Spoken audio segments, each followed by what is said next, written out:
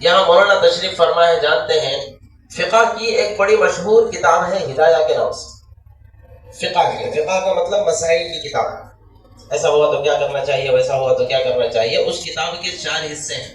نماز پڑھ لینا دینداری نہیں ہے، مسجد سے باہر والے جو معاملات ہیں ان معاملات میں اپنے آپ کو کھڑا اتار لینا ہے سب سے بڑی دینداری ہے. تو اللہ تعالیٰ کی نافرمانی کے ساتھ ساتھ کسی دوسرے انسان کا نقصان ہوگا، کسی دوسرے انسان کو تکلیف پہنچے گی، جن کو ہم حقوق العباد کے نام سے جانتے ہیں. اور پہلے والے احکامات کو حقوق اللہ کے نام سے جانتے ہیں. ایک ہے اللہ کا حق اور ایک ہے بندوں کا حق. نماز پڑھنا ہم سب جانتے ہیں محض اللہ کا حق، کسی دوسرے بندے سے اس کا کوئی تعلق نہیں. ہم پڑھیں گے اللہ تعالیٰ ثواب دیں گے، کسی دوسرے بندے کا کوئی فائدہ نہیں. ہم نہیں پڑھیں گے اللہ تبارک و تعالیٰ عذاب دیں گے، گناہ میں ہم ملوث ہوں گے، کسی دوسرے بندے کا اس سے کوئی تعلق نہیں. لیکن جو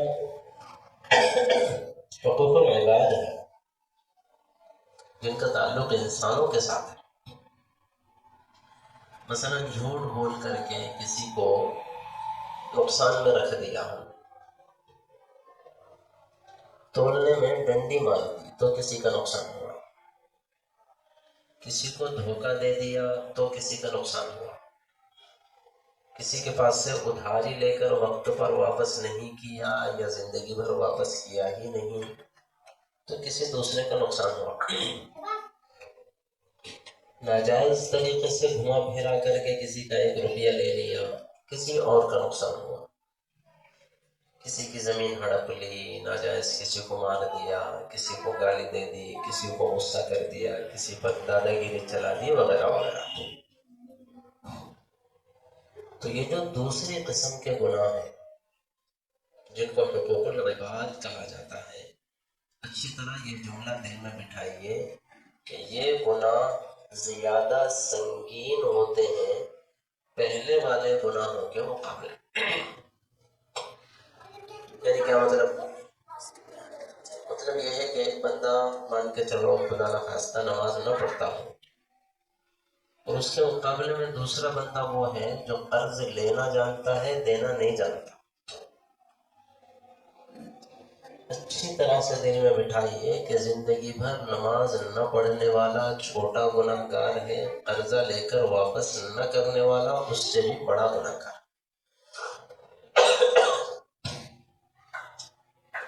مان کے چلو کسی شخص نے پوری زندگی رمضان المبارک میں روزے نہیں رکھے،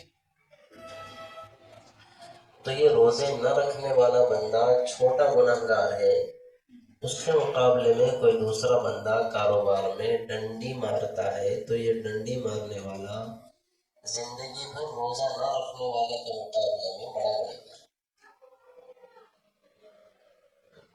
اپنی جگہ درست ہے، روزہ نہ رکھنا رمضان میں بڑا گناہ ہے، لیکن ڈنڈی مارنے والے کے مقابلے میں چھوٹا گناہ ہے. ہم سب جانتے ہیں کسی بندے کے پاس مال ہو پھر بھی حج نہ کرے گناہ گار ہے، قبول ہے. کسی کے بندے کے پاس مال ہو سالانہ 1 مرتبہ زکوٰۃ ادا نہ کرے گناہ گار ہے، قابل قبول ہے. لیکن یہ گناہ گار چھوٹا گناہ گار ہے اس بندے کے مقابلے میں جو کسی کو ناحق مار دے،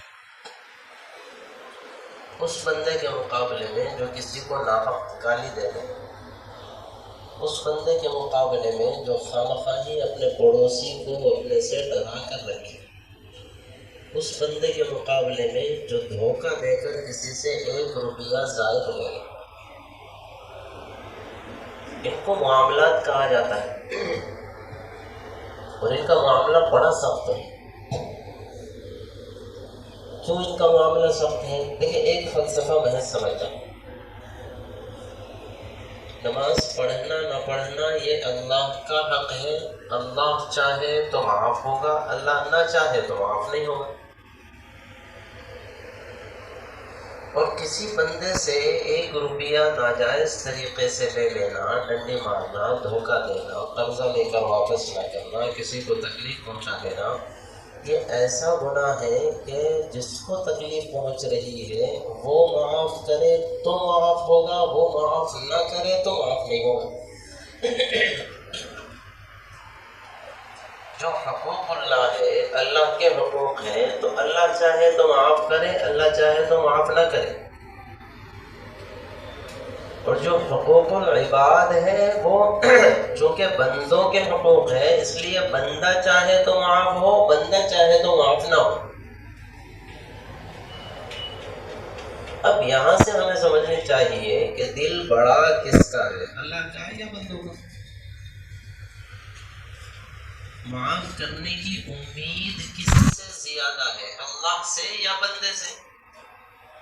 بھئی اللہ سے نا، اللہ ہی معاف کر سکتا ہے، وہ غفار ہے، وہ غفور ہے، وہ ستار ہے،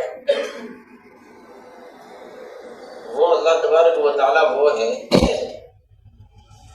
کہ جس کی اس روئے زمین پر ہم ہر روز تقریباً نافرمانیاں کرتے رہتے ہیں، اس کے باوجود اس کی ستاری کا عالم ہے کہ وہ ہمارے گناہوں پر پردہ ڈالے ہوئے۔ ستار کس کو کہتے ہیں؟ ستر سے ہے ستار، ستر کا معنی ہے چھپانے والی چیز، اس سے ستار بنا وہ ذات کہ جو چھپا دینے والا ہے، گناہوں پر پردہ ڈال دینے والا ہے۔ تو وہ رب جس کو ہم سے کچھ لینا دینا نہیں ہے، کوئی غرض نہیں ہے، ہم اس کے مقابلے میں انتہائی درجے کمزور ہیں، اس کی طاقت کی کوئی انتہا نہیں، اس کے مقابلے میں ہماری کمزوری کی کوئی انتہا نہیں ہے، تو وہ اللہ معاف کرے گا، بات سمجھ میں آتی ہے؟ اس لیے امید ہے انشاءاللہ وہ چاہے تو معاف کر دے گا۔ اور ہم نے زندگی میں کسی کا دل دکھایا، کسی کا 1 روپیہ ناجائز کھا لیا، تو وہ بندہ معاف کرے گا، اس کی ہمیں کتنی گارنٹی ہے؟ چلو بتاؤ۔ آدمی کو چاہیے خود سوچ لے، میں نے فلانے کو دھوکہ دیا، فلانے کے کچھ پیسے جھوٹ بول کر میں نے رکھ لیے، اب وہ مجھے معاف کرے۔ ہم تصور کی دنیا میں جا کر کے دیکھیں، آج کے زمانے میں دنیا میں کوئی کسی کو معاف نہیں کر رہا صاحب، دنیا میں کوئی کسی کو معاف کرنے تیار نہیں ہے۔ میری طاقت کے بغیر جتنا لوٹ سکتا ہوں اسے لوٹ لوں گا، یہ عام طور پہ رواج پھیلا ہوا ہے لوگوں میں۔ لوگ تو ناجائز لوٹ لینے کا موقع ملے تو اسے نہیں چھوڑتے، لوٹ لیتے ہیں۔ جب باضابطہ حق ہوگا ان کا اور یہ کہا جائے گا کہ تمہارے ستانے کی وجہ سے، تم کو پریشان کرنے کی وجہ سے، تمہارا ناجائز روپیہ رکھ لینے کی وجہ سے اس کا بدل یہاں قیامت میں نیکیوں کے ذریعے سے مل رہا ہے، لینا چاہو سو لے لو، کون معاف کرے گا صاحب؟ قرآن کہہ رہا ہے، اس سے پہلے ہمارے درمیان متعدد مرتبہ آیت آئی ہے، اللہ تعالیٰ فرماتے ہیں کہ قیامت میں ایک ماں بھی اپنی اولاد کی فکر نہیں کرے گی۔ مان کے چلو خدا نخواستہ کسی کے ساتھ ایسا حال پیش آ گیا کہ بیٹے کے پاس 99% نیکیاں ہیں، یا مثال سمجھانے کے لیے 99 ہی مان لیجیے، جنت میں جانے کے لیے فقط ایک نیکی کی ضرورت ہے، اتفاق سے اس کا ماں کے ساتھ سامنا ہو گیا، بیٹا اپنی ماں سے کہہ دے کہ امی جان 99 نیکیاں ہیں، فقط ایک نیکی کم ہے جنت میں جانے کے لیے، اپنے کھاتے میں سے دے دے کہ جنت میں چلا جاؤں، یقین مانے قسم بخدا قرآن کہتا ہے کل قیامت میں جو پوزیشن ہوگی، جو سچویشن ہوگی، اس کے حساب سے ہمیں یہ نظر آتا ہے شاید خود ماں ہی یہ کہے گی کہ تو اپنی ساری نیکیاں مجھے دے دے تاکہ میں جنت میں چلے جاؤں، تیرا حال تو جہنم میں جاتا ہے تو چلا جاؤ، مجھے تجھ سے لینا دینا نہیں۔ ایک نیکی دینا بہت دور کی بات ہے، ساری نیکیاں وہ ماں بھی چاہے گی کہ میرا بیٹا دے کر کے مجھے جنت میں پہنچا دے، خود جہنم میں جاتا ہے تو چلا جائے، مجھے اس کی پرواہ نہیں ہے۔ اب اندازہ لگائے، گیلے میں سو کر سوکھے میں سلانے والی ماں خود بھوکا رہ کر کے اپنی اولاد کو کھلانے والی ماں، ہم سب جانتے ہیں وہ پیار اور لاڑ اللہ تعالیٰ نے ماں کو دیا ہے کہ خود کھانا کھا رہی ہو، چھوٹے بچے نے پاخانہ کر لیا ہے، اس کی پیشانی پر بل نہیں آتا کہ اس حالت میں چھوڑ کر کے اس کی گندگی دھلاؤں، اپنا کام سمجھتی ہے، ذمہ داری سمجھتی ہے، لاڑ پیار کا تقاضا سمجھتی ہے، کھانا چھوڑتی ہے اور اپنے بچے کو پہلے صاف کرتی ہے۔ اتنا لاڑ پیار کرنے والی ماں بھی کل قیامت میں یہ چاہے گی کہ میری اولاد جہنم میں جاتی ہے تو چلی جائے، میرے جنت میں بھیجنے کا انتظام کر دے، تو ہم ایک دوسرے کو غیر لوگ کون کس کو معاف کرے گا صاحب؟ پتہ ہے معاف کریں گے؟ ہرگز نہیں، اچھی طرح ذہن میں رکھیں۔ اس لیے شروع میں نے یہ بات کہی ہے کہ کوئی بندہ اگر ساری زندگی نماز نہیں پڑھتا ہے تو وہ حرام کے کسی کے 1 روپیہ کھا لینے والے گناہ سے چھوٹا گناہ گار ہے۔ کسی پر 1 مرتبہ ظلم کر دینے کے مقابلے میں چھوٹا گناہ گار ہے۔ یہ جو حقوق العباد کا معاملہ ہے وہ بہت خطرناک ہے، بہت زیادہ احتیاط سے زندگی گزارنے کی ضرورت ہے۔ بلکہ ایک بڑی عجیب بات میں آپ حضرات کو بتاؤں، ہم سمجھتے ہی نہیں ہمارے پاس دیندار کس کو کہا جاتا ہے۔ عام طور پہ ہمارے ماحول کیا ہے، ہم دیندار کس کو کہتے ہیں؟ دیندار ہمارے معاشرے میں وہ بندہ ہے جو داڑھی رکھ لے، سر پر ٹوپی لگا لے اور اسلامی لباس پہن لے، اب تو کیا کہنے، سونے پہ سہاگ، اس سے بڑا کوئی دیندار ہے ہی نہیں، اور بس نمازوں کا اہتمام کر، مسجد کا 5 وقتہ نمازی ہے، داڑھی رکھے ہوئے ہے، سر پر ٹوپی ہے، اسلامی لباس ہے، تو اس سے بڑا کوئی دیندار ہے ہی نہیں میری آپ کی نگاہوں میں۔ حالانکہ اچھی طرح ذہن میں رکھیں، یہ چند چیزوں کے علاوہ اگر کوئی بندہ پابندی سے پوری زندگی 5 وقتہ نماز پڑھتا رہے، رمضان المبارک میں اہتمام سے روزے رکھتا رہے، سالانہ صحیح حساب لگا کے زکوٰۃ ادا کرے، اس پر حج فرض ہوا تھا، پورے اہتمام سے اس نے حج بھی کیا ہو، اور نفل نمازیں بھی پڑھتا ہو، تہجد گزار بھی ہو، اشراق پڑھتا ہو، چاشت پڑھتا ہو، اوابین پڑھتا ہو، سارے نیک اعمال کرتا ہو، رمضان المبارک میں روزے رکھنے کے ساتھ ساتھ ہر ہفتے پیر جمعرات کا روزہ رکھتا ہو، دن میں 5 وقت نماز پڑھنے کے بعد تہجد بھی پڑھتا ہو، اشراق پڑھتا ہو، چاشت پڑھتا ہو، اوابین پڑھتا ہو، فرض حج کرنے کے بعد زندگی میں 10 اس نے حج کر لیے ہو اور 20 زندگی میں اس نے عمرے کر لیے ہو، یہ سارے کام ہو جانے کے بعد اچھی طرح دل میں بٹھائے اس کے پاس دینداری کا 1/4 حصہ ہے فقط۔ جتنے اعمال میں نے سنائے ہیں نا، یہ دین کا 1 پاؤ ہے، فقط 1 پاؤ۔ دیندار اس کو نہیں کہتے، دینداری ہے اس کے پاس، کتنی دینداری ہے؟ 1 پاؤ دینداری ہے، 1 پاؤ دینداری، 1/4 دینداری اس کے پاس ہے، بس اس سے زیادہ بڑا دیندار نہیں ہے۔ کون بندہ جو یہ سارے اعمال کر رہا ہو، پھر بقیہ 3% دینداری، 4 میں سے بقیہ 3 حصے دینداری، وہ ہمارے معاملات میں ہے۔ ہمارا بیچنا خریدنا کیسا ہے، لوگوں کے ساتھ اٹھنا بیٹھنا کیسا ہے، لوگوں کے ساتھ بولنا سننا کیسا ہے، ہمارا لوگوں کے ساتھ برتاؤ کیسا ہے، لوگوں کے ساتھ لین دین کیسا ہے، لوگوں کے ساتھ ہم کس طرح سے زندگی گزار رہے ہیں صبح اٹھنے کے بعد سے شام سونے تک، یہ ساری چیزیں مل کر کے 3 حصے ہیں دین کا، اور یہ عبادات فقط 1 حصہ ہے دین کا، اس کو دل میں بٹھائیے۔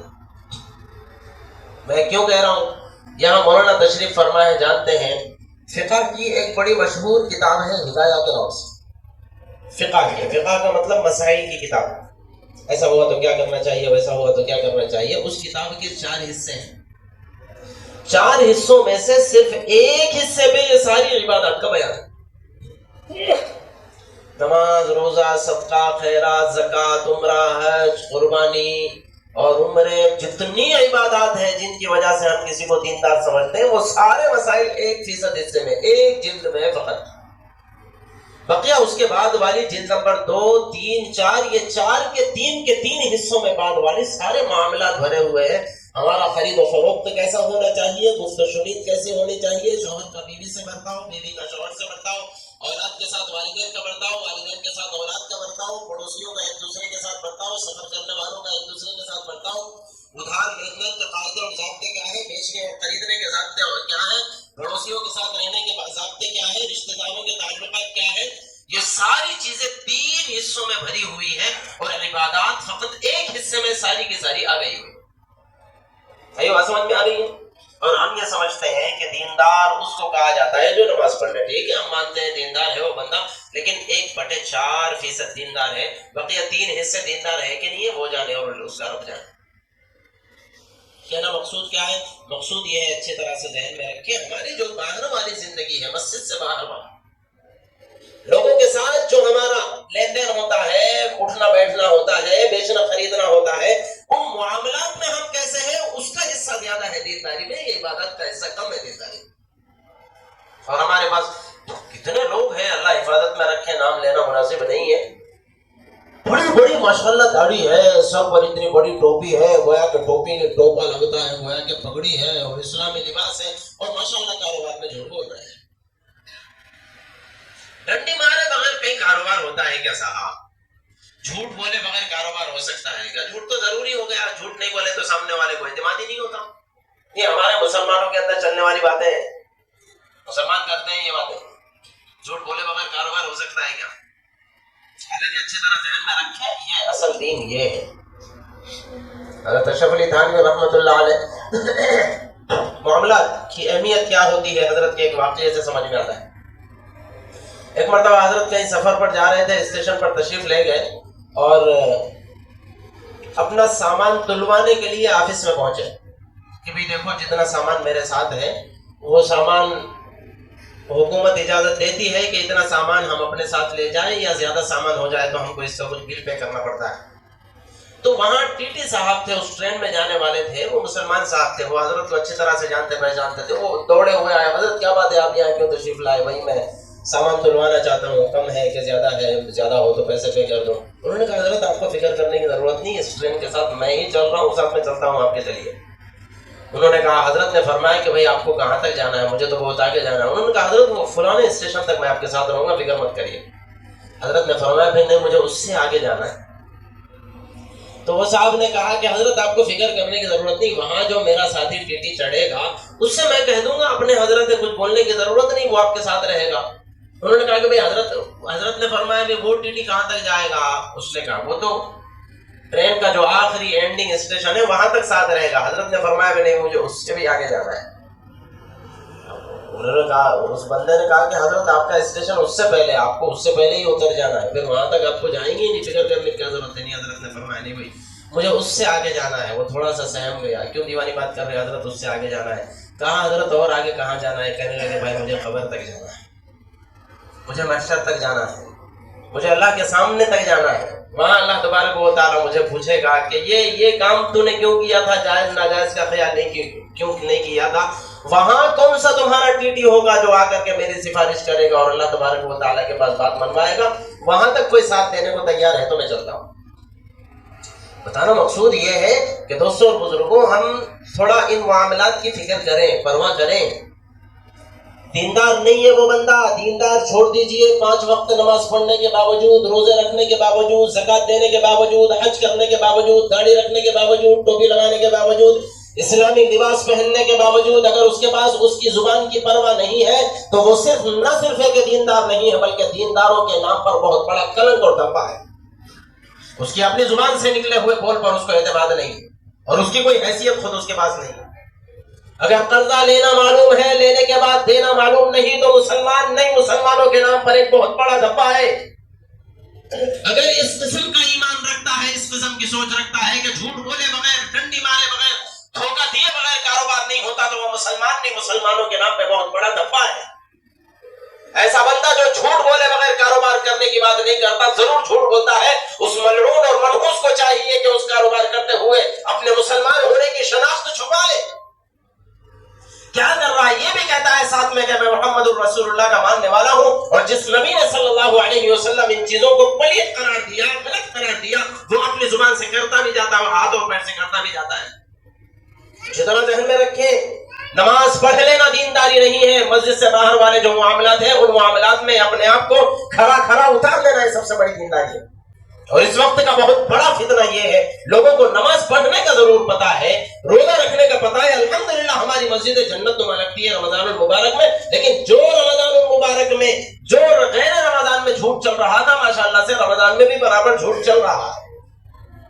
نہ نمازوں نے ہماری زندگی میں تبدیلی پیدا کی، نہ روزوں نے ہماری زندگی میں تبدیلی پیدا کی، کل قیامت میں پھر وہی حال ہوگا۔ نماز تیری 2 ٹکے کی نہیں تھی، روزہ تیرا 2 ٹکے کا نہیں تھا، جس نماز نے جس روزے نے تجھے ان حرام کاریوں سے نہیں بچایا۔ اس لیے دوستوں اور بزرگوں اچھی طرح ذہن میں رکھیں۔ ایک بات بتا کر اپنی بات کو ختم کروں، یہ جو 2 چیزیں ہیں نا، ایک حقوق العباد اور ایک حقوق اللہ، ان دونوں میں ایک بنیادی فرق یہ بھی ہے کہ اگر حقوق العباد میں کوئی کمی کوتاہی رہ جاتی ہے تو اس کمی کوتاہی کی نحوست سے ہمارے حقوق اللہ بھی خراب ہو جاتے ہیں۔ اگر حرام کی دولت کھائی ہوئی ہے، جھوٹ بول کر کمایا ہوا ہے، سامنے والے کو ظلم کر رہے ہیں، قرض لیا نہیں دینے کی وجہ سے سامنے والے کو تکلیف پہنچا رہے ہیں، تو ڈر یہ ہے کہ پھر ہماری نمازوں کا ثواب بھی جاتا رہے، ڈر یہ ہے کہ ہمارے روزوں کا ثواب بھی جاتا رہے، پھر وہ ہماری نماز باقی نہیں رہتی، بے جان ہو جاتی ہے، ہمارا روزہ باقی نہیں رہتا، وہ بھی بے جان ہو جاتا ہے۔ اس لیے دوستوں بزرگوں اچھی طرح ذہن میں رکھیں، حقوق العباد کا اثر حقوق اللہ تک بھی اگر جاتا ہے، چنانچہ آقا صلی اللہ علیہ وسلم کا فرمان ہے، اللہ تبارک و تعالی جو بندہ پریشان حال ہو اس کی دعا قبول فرماتے ہیں، جو بندہ اتنا مصیبت میں ہو کہ جس کو نہانے کی بھی فرصت نہ ہو اس کی دعا قبول فرماتے ہیں۔ حضور کا فرمان ہے جو بندہ سفر میں ہو اس کی دعا قبول فرماتے ہیں، لیکن اللہ کے نبی نے فرمایا ایک بندہ پریشان حال بھی ہے، سفر میں بھی ہے، سفر کی تھکاوٹ بھی اس کے اوپر ہے، بھوکا پیاسا بھی ہے، اور اللہ کی رٹ لگاتا رہتا ہے، لیکن اللہ تبارک و تعالیٰ اس کی دعا قبول نہیں فرماتے۔ کیوں؟ اس وجہ سے کہ اس کا کھانا حرام ہے، اس کا پینا حرام ہے، اور جو لباس اس نے پہنا ہوا ہے وہ لباس بھی حرام ہے۔ کس طرح سے اثر پڑتا ہے؟ لاکھ نمازی کی دعا قبول ہوتی ہوگی، روزے دار کی افطار کے وقت دعا قبول ہوتی ہے، لیکن حرام کاری کے ساتھ روزے دار کی افطار کے وقت کی دعا بھی قبول نہیں ہوتی۔ تہجد گزار کی تہجد کے وقت میں دعا قبول ہوتی ہے، لیکن حرام کاری کی وجہ سے، جھوٹ کی وجہ سے، مکاری کی وجہ سے، لوگوں پر ظلم کرنے کی وجہ سے، کسی کو ستا لینے کی وجہ سے، قرض لینے اور نہ دینے کی وجہ سے، کاروبار میں ڈنڈی مارنے کی وجہ سے سحر کے وقت کی اور تہجد کے وقت کی دعائیں بھی قبول نہیں ہوتی ہے۔ کوئی وقت کی دعا قبول نہیں ہوتی اگر حرام کاری ہمارے پاس ہے، اگر ظلم ہمارے پاس ہے۔ اللہ کے نبی صلی اللہ علیہ وسلم کا فرمان ہے 3 لوگ ایسے ہیں کہ جن کی دعا اللہ تبارک و تعالیٰ فوری قبول فرماتے ہیں، ذرا بھی تاخیر نہیں فرماتے۔ ان میں ایک وہ بندہ ہے جس پر ظلم کیا جا رہا ہو، ہماری وجہ سے کسی بھی انداز میں ظلم ہوا ہو۔ اللہ کے نبی فرماتے ہیں آسمان کے سارے پردے ہٹ جاتے ہیں اور مظلوم کے دل سے نکلی ہوئی بددعا اور اس کی آہ اللہ تبارک و تعالیٰ فوری سن لیتے ہیں۔ اللہ تعالیٰ ضرور سنتے ہیں، اور اللہ کے نبی نے فرمایا وَلَوْ بَعْدَ حِينٍ، اگرچہ تھوڑی سی تاخیر ہی کیوں نہ ہو جائے، ظالم کو بدلہ دینے میں، اس کو سزا دینے میں تھوڑی سی تاخیر ہی کیوں نہ ہو جائے، لیکن اس کی بددعا ضرور لگتی ہے، اس کو لگے یا اس کی نسل کو لگے یا دنیا میں لگے یا قبر میں اس کا اثر دکھائی دے یا محشر میں اثر دکھائی دے، لیکن بہرحال مظلوم کی بددعا کا اثر دکھائی دیتا ہے۔ اس لیے دوستوں اور بزرگوں آج کی جمعہ کا ہمارا سبق یہ ذہن میں رکھیں، 2 چیزیں الگ الگ ہیں، ایک حقوق اللہ اور ایک حقوق العباد۔ حقوق اللہ اگرچہ بہت اہم ہے، لیکن جہاں مقابلے میں آتے ہیں، تقابل میں آتے ہیں، تو پھر حقوق العباد کی اہمیت بہت زیادہ بڑھ جاتی ہے۔ اس لیے محض حقوق اللہ پر تکیہ نہیں کرنا چاہیے، حقوق العباد کا بھی پورا خیال کرتے ہوئے زندگی گزارنا چاہیے۔ اللہ تعالیٰ مجھے بھی آپ کو بھی کہنے سننے سے زیادہ توفیق عمل نصیب فرمائے۔ آمین۔ وآخر دعوانا ان الحمد للہ رب العالمین۔